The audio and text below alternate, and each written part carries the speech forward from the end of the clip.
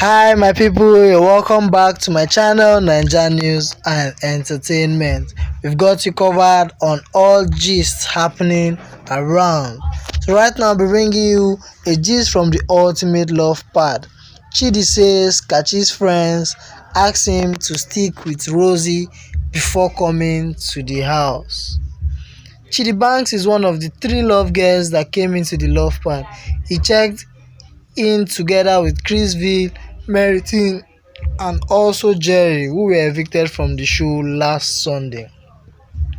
Just for the benefit of those who are not in the know, Chiddy Banks knew Rosie in person before they met inside the love pad.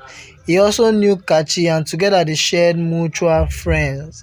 So so it's expected that Chiddy Banks would have been watching the show for 2 weeks before he was called in to be able to be added to the existing love guests in order to balance the equation. Before coming to the house, Kachi friends sent Chiddy Banks messages to Kachi that he should cope with Rosie. He also revealed the reason why he has not been bonding with Kachi and Rosie is because he wants to avoid them since she knew them before the show.